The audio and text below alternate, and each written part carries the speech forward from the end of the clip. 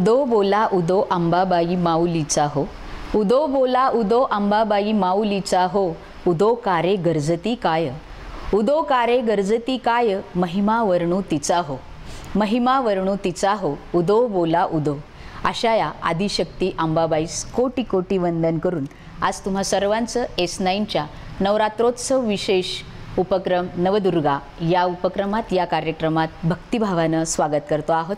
आजच्या या माळेला आपल्या समवेत आहेत समता चॅरिटेबल ट्रस्ट संचलित समता इंटरनॅशनल स्कूलच्या मॅनेजिंग ट्रस्टी सन्माननीय सौभाग्यवती स्वाती संदीप कोयटे मॅडम. मॅडम नमस्कार. आज या S9च्या वतीनं नवदुर्गा या कार्यक्रमात आपलं स्वागत करताना भरपूर आनंद होतोय की आज तुम्ही आमच्या समवेत आहात आणि अगदी मन मोकळ्या गप्पा आपल्याला मारायच्या आहेत.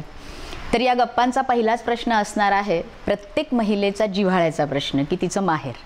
तर तुमच्या माहेरच्यांबद्दल माहेरच्या परिवाराबद्दल S9च्या सर्व प्रेक्षकांना जाणून घ्यायचं आहे. नक्कीच ताई.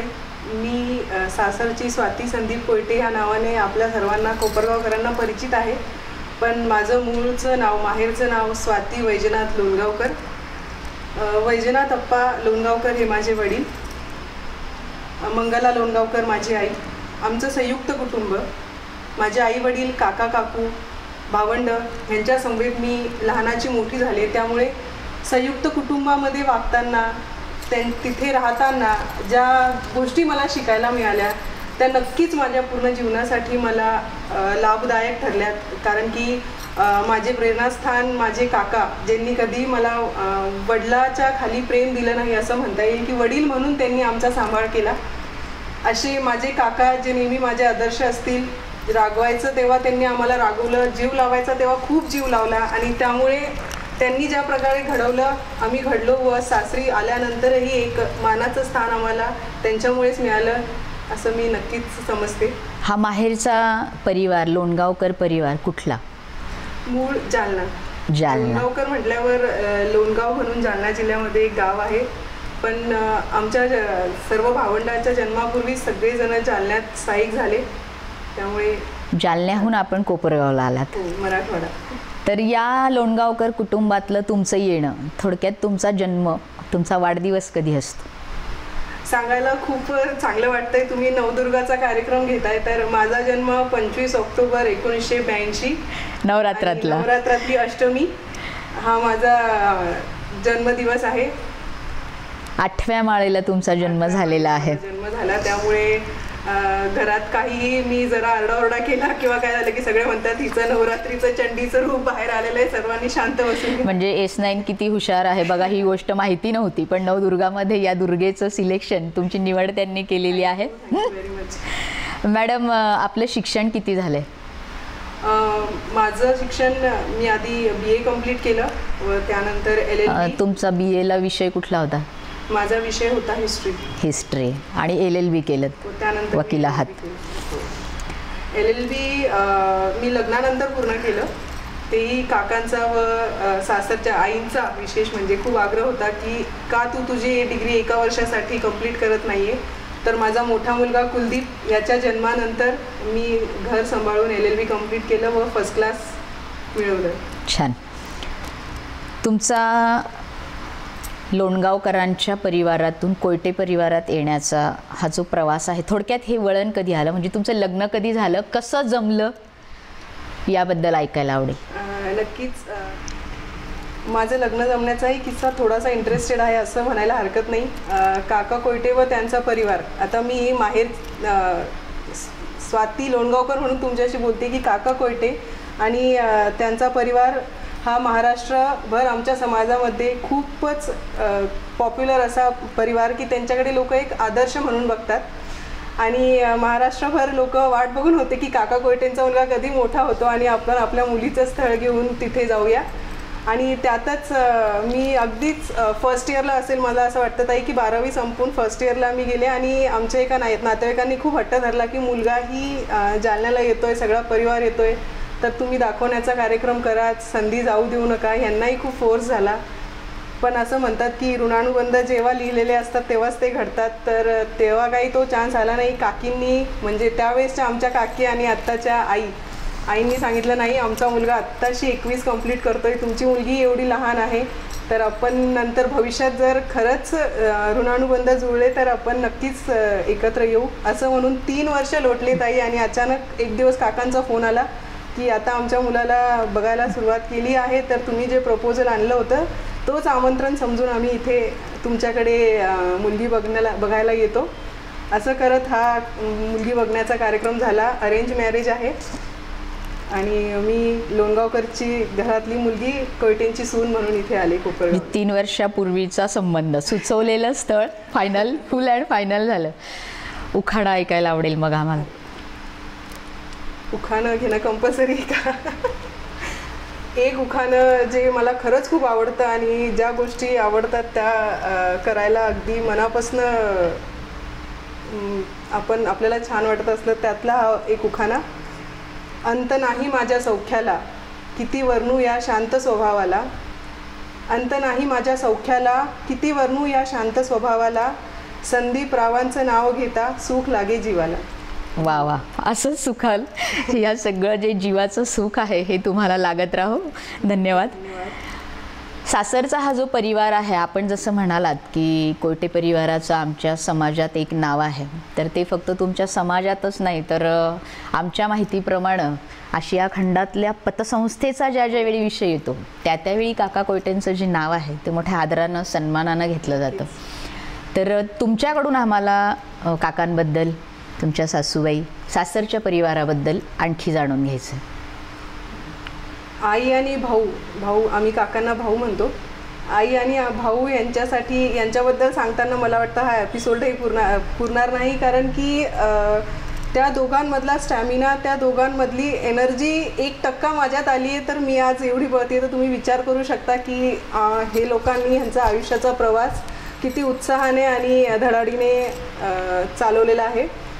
काकांबद्दल बोलायचं तर मी असं म्हणेल की परिसाच्या जेव्हा वास्तव्यामध्ये किंवा परिसाला टच करून सोनं बनतं असं आपण ऐकलंय, तसं काकांच्या सहवासात राहून खरंच कोणीही एक सक्सेसफुल लाईफ नक्की जगेल.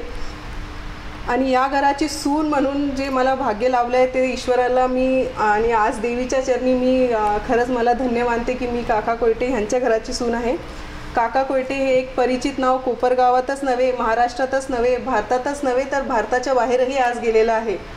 महाराष्ट्र राज्य पतसंस्था फेडरेशनचे काका हे सलग 3ऱ्यांदा अध्यक्षस्थान भूषवित आहे व त्याचबरोबर मॅफकॉक्स म्हणून आशियातील 26 देशांची एक पतसंस्थेचे ऑर्गनायझेशन आहे, ज्याचे काका भारतातील एकमेव मेंबर आहे जे भारताचे प्रतिनिधित्व तिथे करीत आहे. आणि ही खरंच आपल्यासाठी, कोपरगावकरांसाठी एक अभिमानाची गोष्ट आहे. काका ज्याप्रमाणे कोपरगावमध्ये किंवा भारतामध्ये प्रतिनिधित्व करताना एक वेगळे व्यक्तिमत्व म्हणून आपल्याला दिसतात, त्याचप्रमाणे ते घरातही एक आदर्श सासरे, एक आदर्श वडील, एक आदर्श पती व त्याचप्रमाणे एक आदर्श आजोबासुद्धा आहेत. घरात आल्यानंतर सगळा थकवा ते जेव्हा बाहेर त्यांचे शूज बाहेर काढतात, त्यासोबत त्यांचा थकवा, त्यांचे टेन्शन ते सगळे असतात आणि एक एनर्जी घेऊन ते घरात येतात. आल्याबरोबर आधी नातवांशी खेळायचं, त्यांना बाहेर न्यायचं, त्याचबरोबर दिवस कसा गेला हे आईंना विचारायचं आणि दिवसभरापासून ते आम्हाला खूप कमी वेळ देतात, त्यामुळे आईंची व्यवस्थित काळजी घेणं, त्यांच्या स्वतःच्या आई ज्या आमच्या आजी अजून आहेत, वयवर्ष 94 त्यांचं आहे, त्यांच्याबद्दल विचारणं, ह्या सगळ्या गोष्टी ते खूप चांगल्या पद्धतीने एक मुलगा, एक सासरा, एक आजोबा म्हणून पार पाडत असतात. तेही मला त्यांच्याकडनं खूप शिकायला मिळालं. सासूबाईंबद्दल आई म्हणजे माझा आदर्श.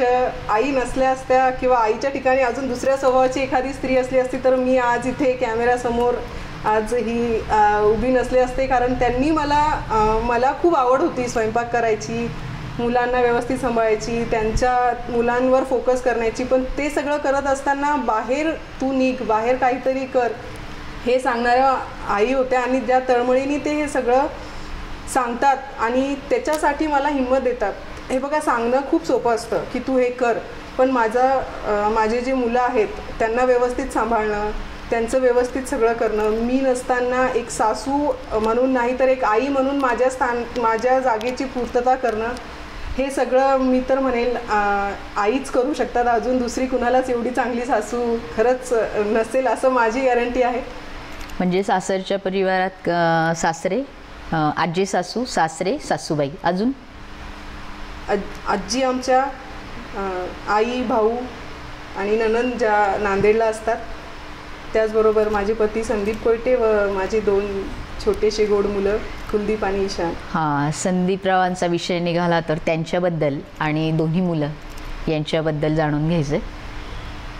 मगाशी चौखान्यातच मला वाटतं ताई त्याचं उत्तर तुम्हाला मिळालं असेल की अगदी शांत स्वभाव, प्रत्येक गोष्टीला खूप शांततेत, अडचणींना शांततेत हाताळणारे, मला धीर देणारे, प्रत्येक वेळेस प्रत्येक गोष्ट समजावून सांगणारे, माझा पाठिंबा, माझा आधार, सगळं काही माझे पती संदीप कोयटे आणि त्याचबरोबर माझी 2 मुलं.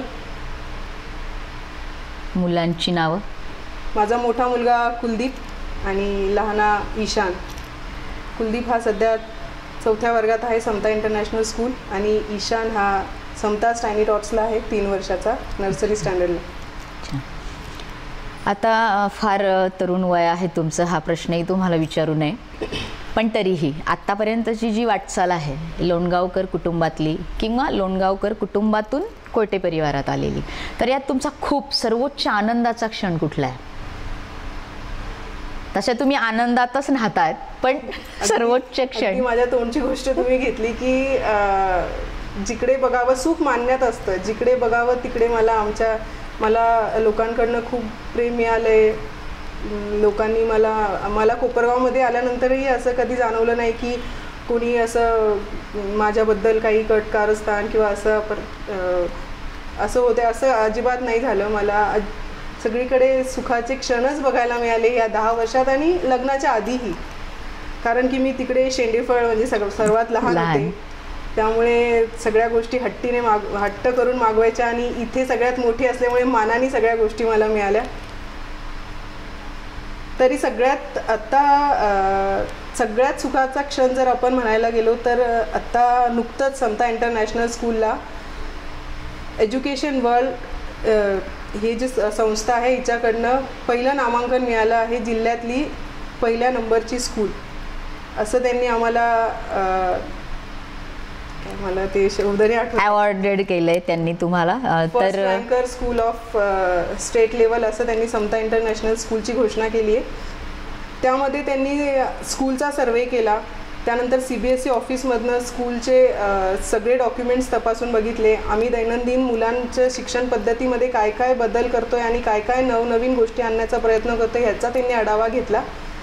स्कूलचं इन्फ्रास्ट्रक्चर, स्कूलचं टीचर, त्यांची ट्रेनिंग, त्यानंतर आमची हायर अथॉरिटी, ह्या सगळ्या गोष्टींचा आढावा घेऊनच त्यांनी आम्हाला फर्स्ट जे नामांकन दिलं आहे. S9च्या वतीनं आणि जेवढे तुम्हाला पाहतायत एवढ्या सगळ्यांच्या वतीनं याबद्दल तुमचं अभिनंदन. धन्यवाद. आता पुढचाही प्रश्न विचारावा की न विचारावा की तुम्ही आनंदाच्या सरींमध्ये नाहता आहात, माहेरीही आणि इकडे देखील, पण तरीही मनाला खंत वाटणारा किंवा एखादा दुःखाचा, मनाला वाईट वाटले असा एखादा क्षण? असा क्षण तर खरंच मला आठवत नाहीये. हा बघायला गेलं तर खूप अवघड क्वेश्चन झालाय माझ्यासाठी.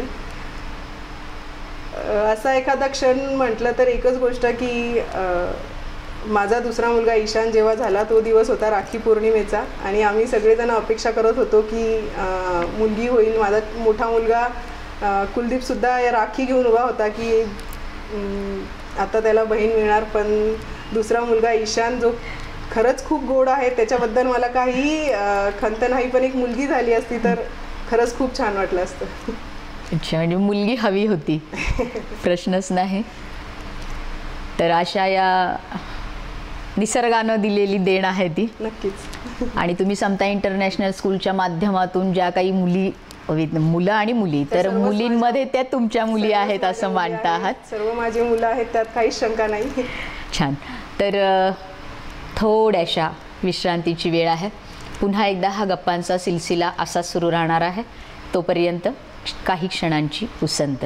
सर्व मंगल मांगल्ये शिवे सर्वार्थ साधिके नवरात्र विशेष नवदुर्गा या कार्यक्रमाचे सहप्रायोजक आहेत मे माधवराव रामचंद्र बोराडे, अस्तगावकर सराफ, राहता. मे माधवराव रामचंद्र बोराडे, अस्तगावकर सराफ, राहता. सोने चांदीचे व्यापारी. सर्व प्रकारचे ग्रह राशींचे सर्टिफाईड रत्न मिळतील. केडीएम बिगर डागी दागिने मिळतील. तसेच हॉलमार्क दागिने मिळण्याचं एकमेव विश्वसनीय ठिकाण मे माधवराव रामचंद्र बोराडे, अस्तगावकर सराफ, मेन रोड, राहता, तालुका राहता, जिल्हा अहमदनगर. प्रोप्रायटर अशोक शेठ माधवराव बोराडे, अक्षय अशोक शेठ Borade, MBA Canada MBA. Phone number 985051 2767 02423 242 112 आणि 242 558. राहत्यातील एक विश्वसनीय सुवर्णपेढी मे माधवराव रामचंद्र बोराडे, अस्तगावकर सराफ. विश्रांतीनंतर पुन्हा एकदा S9च्या नवरात्रोत्सव विशेष उपक्रम कार्यक्रम नवदुर्गामध्ये आपणा सर्वांचं भक्तिभावानं स्वागत. आपल्याबरोबर आजच्या माळेला जो गप्पांचा सिलसिला सुरू आहे तो आहे स्वातीताई कोयटे यांच्याबरोबर आणि हा गप्पांचा सिलसिला असाच पुढे जातो आहे. मॅडम, आपण समता इंटरनॅशनल स्कूलच्या मॅनेजिंग ट्रस्टी आहात, तर तसं पाहायला गेलं तर वकिली हे क्षेत्र तुमचं, पण इकडे येण्याचा जो प्रवास आहे हा प्रवास कसा झाला, हे वळण तुमच्या आयुष्यात कसं आलं मॅनेजिंग ट्रस्टी पदापर्यंत जाण्याचं? थोडक्यात स्कूलचं आपण म्हणूया की स्कूलचा विषय निघाला तर खूप इंटरेस्टिंग मला सांगावं लागतं की कुलदीप माझा मोठा मुलगा, त्याचा शिक्षणाचा जेव्हा विषय आमच्या सगळ्यांसमोर आला की कुलदीप आता प्री प्रायमरी कंप्लीट करून पुढे जातो आहे, फर्स्टला जाईल, मग आता त्याच्या स्कूलिंगचं काय. त्याला जे आम्ही पुणे मुंबई ह्या ठिकाणी भरपूर स्कूल्स बघितल्या, भरपूर स्कूल्सचा सर्वे आम्ही केलेला होता. शिक्षण पद्धती कशी आहे, चाइल्ड सायकोलॉजीचाही माझा अभ्यास झालेला होता, त्यामुळे मुलांसाठी योग्य असं शिक्षण पद्धती काय ह्याची थोडी माहिती मला होती आणि त्या हिशोबाने ह्याची स्कूल निवडताना आमच्या डोळ्यासमोर थोडेसे प्रश्न उभा राहायला लागले की एक चांगलं स्कूल म्हणून आपण ह्याला कुठे घालावं. मग आम्ही ह्याचं प्री प्रायमरी आम्ही VT इंटरनॅशनल स्कूल येवला येथे 3 वर्ष, हा वयवर्ष 3 ते 5 असं येवला अय्यर सरांच्या मार्गदर्शनात. अय्यर सरांचे जे प्रिन्सिपल आहेत तिथे 3 वर्ष ह्यांनी अपडाऊन केलं. ते खरंच एका 3 वर्षाच्या मुलासाठी 20 किलोमीटरचा प्रवास करणं ही एक मोठी गोष्ट होती, पण आम्ही ते पाऊल उचललं कारण आमचं असं मानणं आहे की फाउंडेशन जर स्ट्रॉंग असेल, भक्कम असेल तर नक्कीच त्याची जी पुढे शिक्षणाची बिल्डिंग तो उभी करणार आहे ती खूपच चांगली आणि स्ट्रॉंग बनेल. मग त्यासाठी आता फर्स्ट स्टँडर्डमध्ये करायचं तर काकांनी एक दिवस असंच आम्ही सगळे चर्चा करत असताना काका बोलले की का नाही आपण आपलीच स्कूल ओपन करायची. ते ऐकून ॲक्च्युली जसे तुमचे डोळे झाले तसेच आमचे सर्वांचे झाले होते की इतकी अवघड गोष्ट ते इतकी सहजतेने कसे म्हणू शकतात की आपण आपली स्कूल हे करूया. तर आम्ही म्हटलं नाही असं काय जोक आहे का वगैरे असं भरपूर येते. पण नाही, आपण ठरवलं तर आपण काहीही करू शकतो. आपल्यासारखे भरपूर कोपरगावमध्ये फॅमिलीज आहेत ज्यांना त्यांच्या मुलाच्या शिक्षणाचा प्रश्न समोर आहे, तर सगळ्यांचा प्रश्न हा आपला प्रश्न समजून आपण एक स्कूल कोपरगावमध्ये उघडूया अशी त्यांची इच्छा होती आणि आम्हीही त्यांना होकार दिला आणि त्या स्कूलची वाटचाल सुरू झाली. स्कूल जेव्हा एखादी सुरू करायची तर काका पतसंस्थेच्या कामकाजामध्ये खूप बिझी असणार हे त्यांना माहीत होतं. त्याचप्रमाणे माझे हजबंड तेही त्यांच्या क्षेत्रात त्यांच्या व्यवसायात खूप बिझी होते. मग स्कूल ही छोटी गोष्ट नाही. एखाद्याचं भविष्य आपण घडवतोय तर त्याच्यासाठी कोणीतरी आपलं जे ती गोष्ट खूप काळजीपूर्वक हाताळेल असं काका म्हणत होते, कोणीतरी हवं आहे. तर मीही ते ऐकत होते आणि ते अचानक म्हणाले की तू बघू शकतेस स्कूल. एका क्षणासाठी मला वाटलं की ही खूप मोठी रिस्पॉन्सिबिलिटी माझ्यावरती हे टाकताय आणि मी ही करून दाखवेल की नाही. पण काकांच्या शब्दाला नाही म्हणायची अजून सवय नाही आणि ती पुढेही कधी आम्ही म्हणू शकणार नाही. तर काका म्हणाले तू करशील आणि मी हो म्हणाले आणि मला माहिती होतं की ते आणि माझी पूर्ण फॅमिली माझ्यासोबत आहे. तर मीही ॲज अ मॅनेजिंग ट्रस्टी समता इंटरनॅशनल स्कूलमध्ये पदार्पण केलं व आज मला सांगायलाही अभिमान वाटतो की 4 वर्षामध्ये मी आज काकांना सांगू शकते की नाही तुम्ही आता पतसंस्थेचे आणि फेडरेशनचे कामं बघा, मी स्कूल चांगल्या प्रकारे तुमच्या मार्गदर्शनाखाली चालवू शकते. म्हणजे काकांचा नातू मोठा भाग्यवान की त्याच्या शाळेचा विषय ज्यावेळी आला त्यावेळी शाळा सुरू झाली. खूप भाग्यवान असा. अजून की 90 मुलं, आम्ही जेव्हा पहिल्या वर्षी स्कूल सुरू केली तेव्हा 90 मुलं होते आणि हे आमचं 4थं वर्ष आहे आणि आज 650 मुलं समता इंटरनॅशनल स्कूलमध्ये शिक्षण घेत आहे. हे खरंच खूप समाधानाची गोष्ट. अल्पावधीत भरपूर मुलांची संख्या आहे, म्हणजे लोकांनी विश्वास ठेवलाय तुमच्यावर. पण ज्यावेळी तुम्ही 90 मुलांवर, विद्यार्थ्यांवर ह्या स्कूलला सुरू केल्यानंतर अर्थातच एक चांगली महत्त्वाकांक्षा लोकांच्या, मुलांच्या कल्याणाचा विषय होता. पण ज्यावेळी हे स्कूल सुरू केलं त्यावेळी सुरू केल्यानंतर काही अडचणी आल्या असतील, काही अडथळे आले असतील. त्यांवर मात जी आहे ही मात कशी केली, काय स्ट्रगल करावं लागलं, संघर्ष कुठला करावा लागला? बरोबर ताई, कुठलीही गोष्ट करताना अडचणी या नक्की येतातच. तशा आम्हालाही थोड्याफार अडचणी आल्या, खूप नाही पण थोड्याफार अडचणींना आम्ही तोंड फेस केले. त्यामध्ये सगळ्यात मोठी अडचण ही की मुलं एखाद्या स्टेट लेवलच्या स्कूलमधून CBSE स्कूलमध्ये टाकणे आणि तीच इंटरनॅशनल स्कूल म्हणून जे लोकांचा रिस्पॉन्स होता त्याला आम्हाला थोडीशी सुरुवातीला पालकांचे मेंटॅलिटी बनवण्यासाठी, चेंज करण्यासाठी, त्यांची मेंटॅलिटी चेंज करण्यासाठी आम्हाला बऱ्यापैकी प्रयत्न करावे लागले. प्रत्येकाच्या पर्सनली आम्हाला जाऊन आम्हाला सांगावं लागलं की ही जी शिक्षण पद्धती आम्ही चालवणार आहोत, हे जे CBSEनी जे CCE पॅटर्न आत्ता राबवलं आहे ते थोडंसं लोकांना समजवणं आम्हाला कठीण गेलं. कारण की आपल्याला पारंपरिक शिक्षण पद्धतीची सवय होती की टीचर बोर्डावरती लिहिणार आणि आपण ते उतरवणार आणि घोकमपट्टी करणार. आणि आम्हाला त्यातून डायव्हर्ट करून ॲक्टिव्हिटी बेस्ड लर्निंगकडे मुलांना न्यायचं होतं. मुलं तर खरंच खूप एन्जॉय करत होते, पण पालकांना कुठेतरी भीती होती. पालकांना काका कोयटेंवर विश्वास होता, त्यामुळे त्यांनी ॲडमिशन घेतलं. पण शिक्षण पद्धतीवर विश्वास बसविण्यासाठी आम्हाला थोडासा वेळ लागला. पण टचवूड आता पालकांना लक्षात आलं आहे की CBSEनी जे CCE पॅटर्न राबवलं आहे, जे ॲक्टिव्हिटी बेस्ड लर्निंग आहे, जे प्रॅक्टिकली आम्ही मुलांना नॉलेज देतो आहे, त्यामुळे मुलांमध्ये होणारा आमूलाग्र बदल जो आहे तो खरंच म्हणजे ॲक्टिव्हिटी बेस्ड म्हणजे कृतीयुक्त शिक्षणावर भर देत असताना अब्दुल कलामांचं जे स्वप्न आहे की मुलांनीच ॲक्टिव्ह झालं पाहिजे, हे फळाखडू शिक्षकाचं एकच केंद्रित जी पद्धत आहे ही बंद व्हावी आणि कलामांच्या स्वप्नाला एक प्रकारे तुम्ही गवसणी घातलेली आहे. नक्की स्वर्गीय अब्दुल कलाम हे आमचे प्रेरणास्थानच आहे. तर तसं म्हणायलाही हरकत होणार नाही, कारण की त्याचे रिझल्ट जेव्हा बाहेर आले तेव्हा लोकांनी ते पालक खुश झाले, सुरुवात केली. ही एक अडचण होती आणि रुरल एरिया असल्यामुळे बऱ्याचशा फॅसिलिटीज आम्हाला आणायला, कोपरगावमध्ये आणायला, स्टाफ मेंटेन करायला थोडा त्रास होतो. आणि ठीक आहे, जोपर्यंत त्रास होत नाही तोपर्यंत त्या गोष्टीचं सुखही घ्यायला तितकंसं सॅटिस्फॅक्शन आपल्याला होत नाही. तर त्यासाठी स्टाफला इथे थांबवून ठेवण्यासाठी आम्ही वेगवेगळे त्यांना ॲम्युनिटीज दिल्या. त्यानंतर वेगवेगळ्या गोष्टी ज्या आपल्याला इथे स्टाफ ट्रेनिंग जे इथल्या स्टाफला थोडंसं कमी आहे, कारण आपल्याला इथे आपल्या सभोवतालचं वातावरणच तसं नाही आहे की आपल्याला आपल्या स्टाफला त्या गोष्टी मिळतील. मग त्याच आम्ही इथे आणायला सुरुवात केली. आपणच सुरुवात करूया.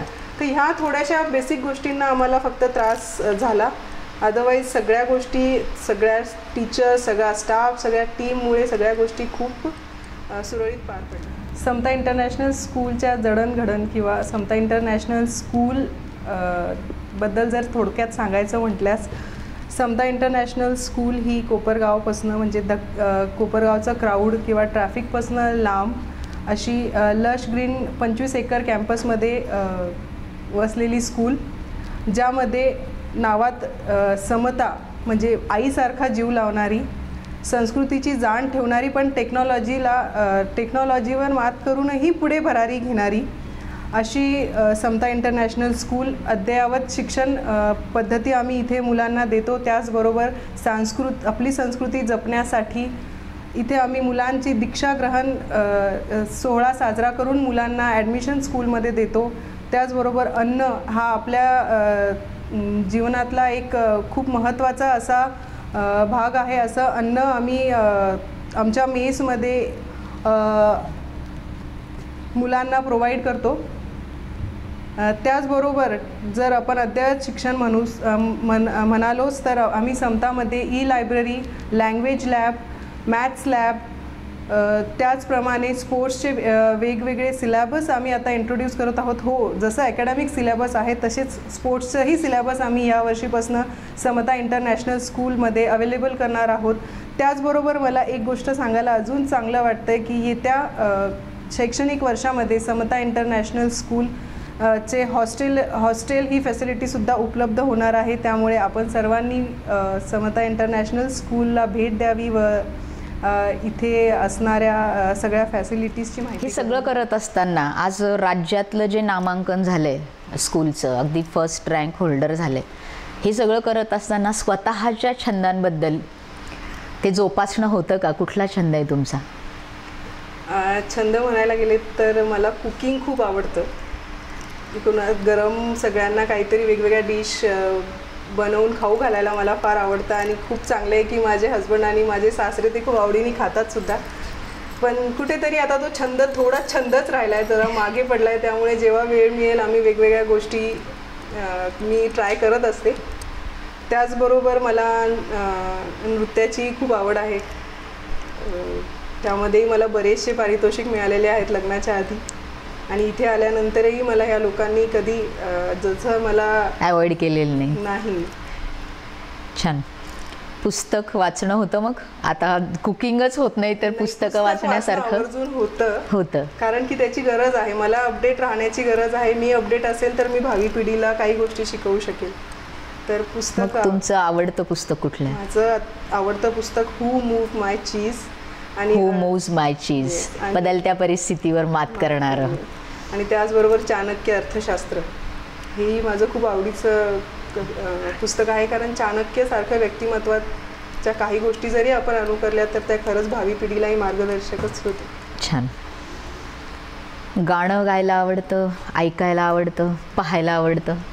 गाणं गायला आवडतं. असं अगदीच सिंगर आवाज वगैरे खूप चांगला नाही आहे, पण गाणं गायला आवडतं. कारण माझी आई अध्यात्माची खूप जोर ठेवणारी, त्यामुळे भजन कीर्तन भारूड हे ती खूप चांगल्या प्रकारे गायची आणि तिचं बघून बघून आम्हालाही एक. मग S9च्या सर्व प्रेक्षकांना तुम्ही ऐकवणार आहात?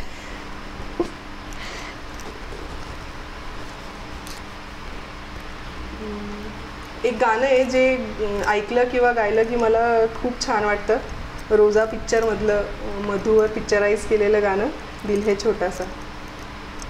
दिल है छोटा सा, छोटी सी आशा, मस्ती भरे मन की भोली सी आशा, चांद तारों को छूने की आशा, आसमानों में उड़ने की आशा, दिल है छोटा सा, छोटी सी आशा. थँक्यू.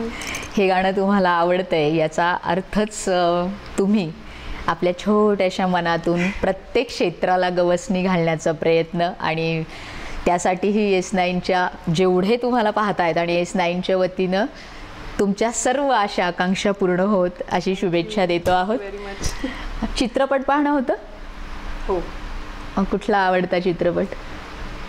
माझ्या मुलाचा आणि हस्बंडचा एक आवडता चित्रपट आहे चक दे इंडिया. चक दे इंडिया. तो कितीही वेळेस लावला तरी आम्ही आवर्जून पूर्ण पिक्चर बघणार. शाहरुख खानचा चक दे इंडिया. जितने के लिए ताकत नहीं नियत चाहिए. बरेचसे पिक्चर असे असतात जे आपण फॅमिली सोबत बघू शकत नाही. तो एक असा इन्स्पिरेशनल आहे की आम्ही सगळेजण मिळून तो पिक्चर बघू शकतो. छान. या सगळ्या प्रवासातला अजून तर खूप खूप खूप आयुष्य तुमच्या पुढे आहे, भविष्य अगदी सोनेरी आहे. पण असं असताना सुद्धा आजपर्यंतच्या आयुष्यातला आदर्श कोण आहे तुमचा? नक्कीच भाऊ, म्हणजे काका कोयटे. सासरे त्यांची प्रत्येक गोष्ट म्हणजे मी खूप बारकाईने ऑब्झर्व करत असते. मग ती पर्सनल लाईफची असू देत किंवा त्यांच्या बिझनेस स्टाईलची असू देत किंवा समाजकारण जे करतात त्याची असू देत. असं वाटतं की ह्या सगळ्या गोष्टी मीही करायला पाहिजे तितक्याच धडाडीने आणि तितक्याच आनंदाने. कुठेही त्या गोष्टी करताना त्यांच्या मनावर दडपण नसतं. आलं तरीही ते एका क्षणात ते कसे घालवतात. त्याचबरोबर आज वयवर्ष 63 आहे त्यांचं आणि साधारण 30 ते 32 वर्षापासून ते डायबेटिक पेशंट असूनसुद्धा कुणाला जाणवणार नाही इथपर्यंत त्यांची ते हेल्थ कॉन्शियस आहे आणि विल पॉवर त्यांची खूप जबरदस्त आहे. जबरदस्त आहे. असे माझे सासरे काका कोयटे हे माझे आदर्श स्थान आहेत आणि राहतील. आपण म्हणालात की आपली आई हिला अध्यात्माचा पिंड आहे, तसा तुमचा अध्यात्माचा किंवा धर्माचा म्हणजे तुमचं श्रद्धास्थान कुठलं किंवा कुठल्या देवतेची दैवताची पूजा जी आहे ती तुम्ही करता? श्रद्धास्थान माझं एकच आहे, शिर्डीचे साईबाबा. जेव्हा माझं लग्न ठरलं कोपरगावला तेव्हा मी बाकी काहीच विचार केला नाही, गाव कसं आहे काही नाही, फक्त मी एकच गोष्ट तोंडात की ते शिर्डीच्या जवळ आहे. शिर्डीच्या जवळ आहे आणि बस मला बाकी काहीच बघायचं नाही. साईनाथांचं आज जे काही मी करते ते सगळं त्यांनी दिलेल्या शक्तीनीच, त्यांच्यावर ठेवलेल्या श्रद्धेने मला बघायला मिळतं आणि प्रत्येक क्षणाला मला जाणवतं की कुठेतरी ते माझ्या पाठीशी आहेत. अनंत कोटी ब्रह्मांड नायक अशा साईनाथांची निश्चितच तुमच्यावर कृपा आहे, कारण तुमचीही तेवढी श्रद्धा आहे. कारण साईनाथांनी वचन दिलेलं आहे, माझा जो जाहला काया वाचा मनी तयाचा मिरुणी सर्व काळ.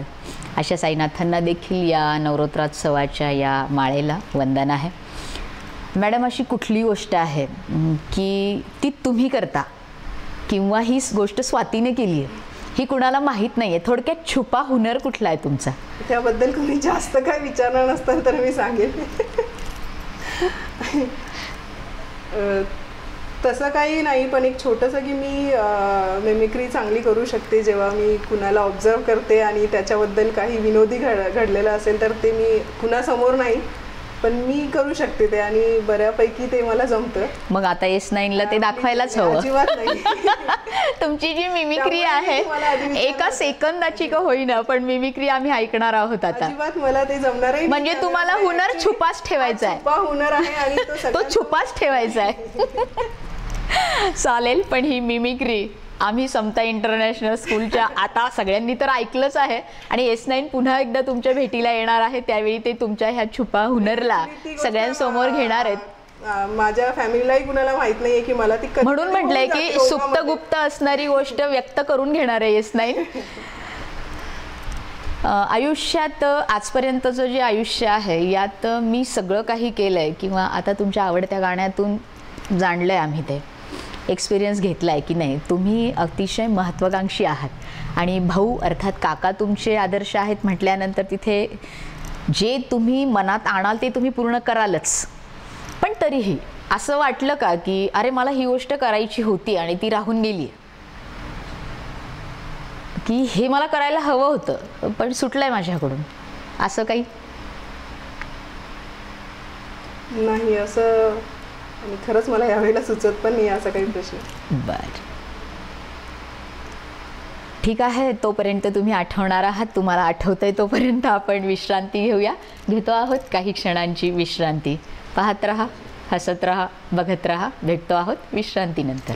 सर्व मंगल मांगल्ये शिवे सर्वार्थ साधिके. नवरात्र विशेष नवदुर्गा या कार्यक्रमाचे सहप्रायोजक आहेत मे माधवराव रामचंद्र बोराडे, अस्तगावकर सराफ, राहता. मे माधवराव रामचंद्र बोराडे, अस्तगावकर सराफ, राहता. सोने चांदीचे व्यापारी. सर्व प्रकारचे ग्रह राशींचे सर्टिफाईड रत्न मिळतील. केडीएम बिगर डागी दागिने मिळतील. तसेच हॉलमार्क दागिने मिळण्याचं एकमेव विश्वसनीय ठिकाण मे माधवराव रामचंद्र बोराडे, अस्तगावकर सराफ, मेन रोड, राहता, तालुका राहता, जिल्हा अहमदनगर. प्रोप्रायटर अशोक शेठ माधवराव बोराडे, अक्षय अशोक शेठ Borade, MBA Canada MBA. Phone number 985051 2767 02423 242 112 आणि 242 558. राहत्यातील एक विश्वसनीय सुवर्ण पिढी मे माधवराव रामचंद्र बोराडे, अस्तगावकर सराफ. सर्व मंगल मांगल्ये शिवे सर्वार्थ साधिके. पुन्हा एकदा सर्वांचं विश्रांतीनंतर S9च्या नवरात्रोत्सव विशेष नवदुर्गा या कार्यक्रमात भक्तिभावानं स्वागत. गप्पांची ही सफर, हा सिलसिला असाच सुरू आहे. आपल्यासोबत आज आहेत स्वातीताई कोयटे आणि वळतो आहोत. याआधी विश्रांती घेण्याआधी आपण त्यांना एक प्रश्न विचारला होता आणि एव्हाना त्याचं उत्तर त्यांना आठवलेलं असेल. वळतो आहोत मॅडमकडे.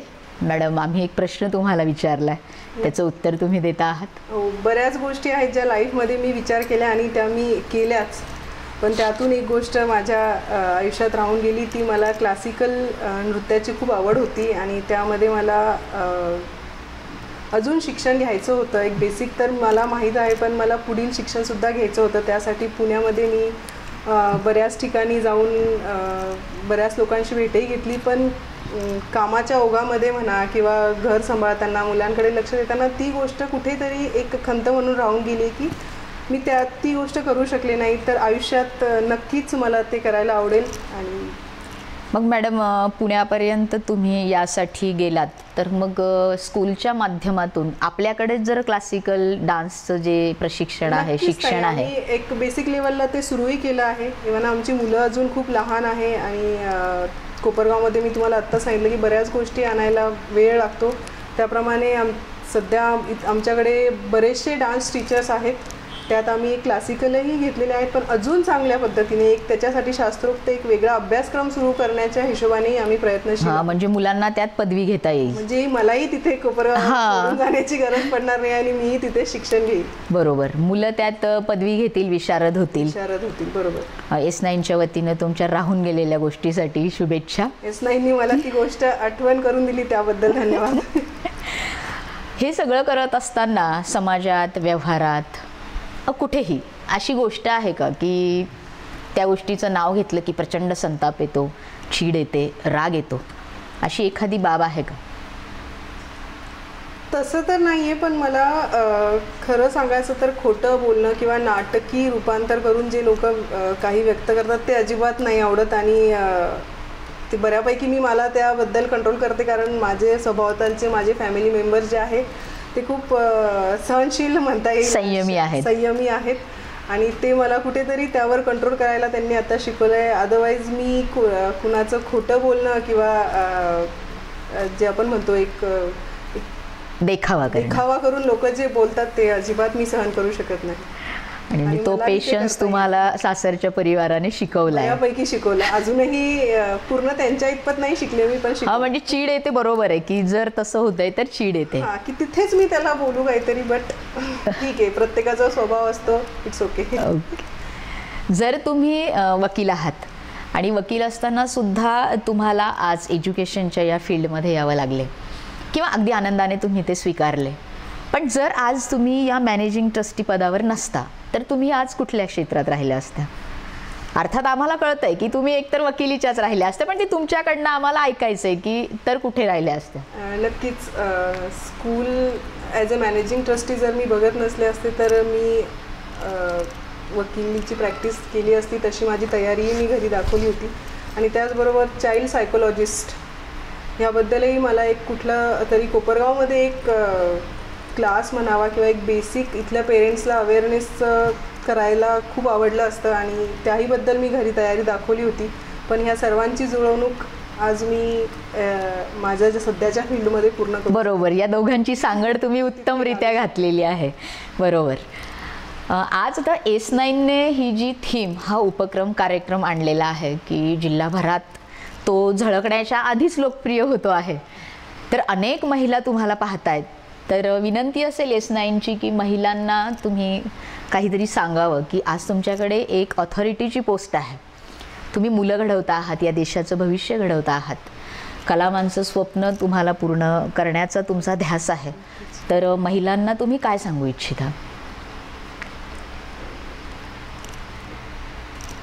सर्व कार्यक्रम बघणाऱ्या महिलांना सांगायला अजून मी खूप लहान आहे आणि तशा नाही, म्हणूनच म्हटलंय की एक विशिष्ट अशी पोस्ट आहे तुमच्याकडे, त्या पदाच्या माध्यमातून आज मी जे बघते आहे बऱ्यापैकी महिला या अवेअर झालेल्या आहेत. बऱ्याच गोष्टी त्याही आता धडाडीने करतात, पण तरीही कुठेतरी समाजामध्ये एक उणीव जी मला कधी कधी जाणवते की एक महिला म्हणून आपण स्वतःला कमी लेखायला स्वतःच भाग पाडतो की कुठे आपल्याला एखादी गोष्ट करायची नसेल तर तिथे मी एक महिला आहे, नको माझ्या घरचे काय म्हणतील, हे आपण होऊन त्यांच्यासमोर ती एक पिक्चर क्लिअर करतो आणि त्यांनाही तसं आपल्याला आपल्यासोबत वागायला भाग पडतो. तर माझी सर्व महिलांना विनंती आहे की आयुष्य फक्त एकदाच मिळतं, त्यामुळे त्या आयुष्याचं, त्या संधीचं सोनं करा. आलेल्या प्रत्येक गोष्टीला, आलेल्या प्रत्येक अडचणीला सामोरे जा.